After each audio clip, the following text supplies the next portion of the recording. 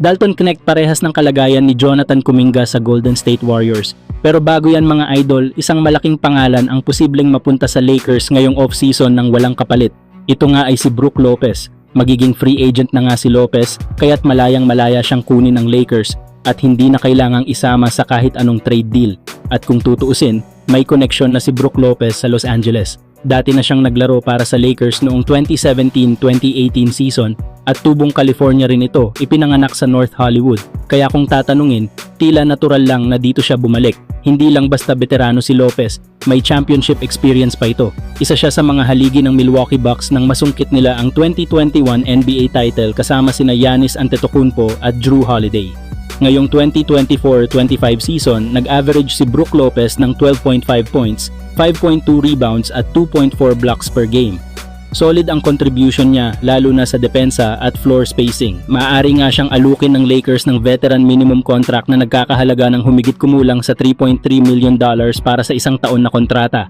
At sa edad na 36 years old, paniguradong papayag na si Lopez sa ganitong setup lalo na kung contender ang kukuhang team sa kanya. At sa Lakers may tsansa siyang maging full-time starting center, hindi gaya sa Milwaukee na kahit starter siya ay tila pababa na ang direksyon ng team. Dahil sa matagalang injury ni Damian Lillard, posibleng isa ang Bucks sa mga worst teams sa East sa susunod na season.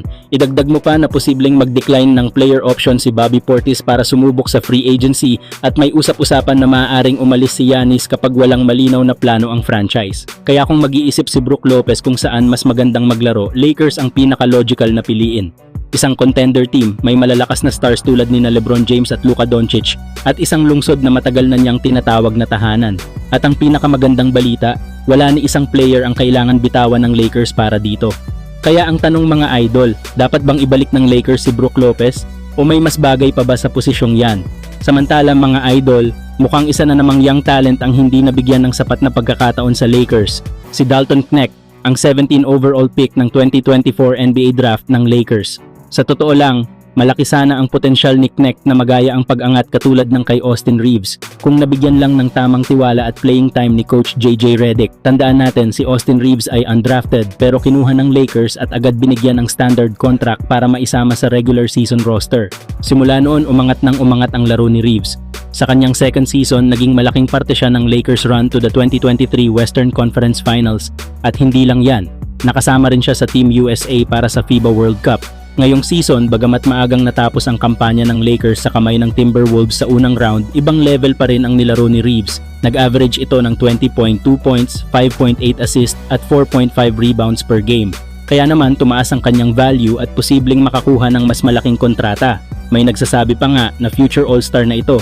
Pero kung babalikan natin si Knecht, iba ang naging takbo ng kanyang unang season sa Lakers. Sa unang bahagi ng regular season, pinakita na nito ang husay sa opensa, lalo na sa 3-point shooting mula sa malalayong spot. Isa sa pinaka-standout niyang laro ay kontra Utah Jazz kung saan nagpakitang gilas siya sa scoring. Pero pagkatapos ng ilang trade moves ng Lakers, unti-unti na siyang binangko ni Coach JJ Redick. Kahit pa may offensive firepower siya, nawala pa rin si Knecht sa rotation. Sa playoffs nga, nag-average lang si Knecht ng 3.2 points per game sa limitadong minuto. Kaya't hindi malayo ang comparison ng fans sa kanya kay Jonathan Kuminga ng Golden State Warriors. Isang promising player na na-freeze rin sa rotation ni Coach Steve Kerr. Kaya't masasabi natin, malaki rin ang epekto ng sistema at coaching sa development ng isang player. Kung malipat lang si Dalton Knecht sa isang team na kayang gamitin siya ng husto, baka magaya pa ito kay James Harden na noong matrade pa lang doon lumabas ang tunay na laro at kalaunan naging All-Star at MVP sa Houston Rockets. Pero kayo mga idol, anong masasabi nyo kay Dalton Knecht? Sayang ba talaga ang potensyal niya sa Lakers? O panahon na para hanapan siya ng bagong team? Huwag kalimutang mag-like, share at subscribe para sa mas marami pang NBA updates.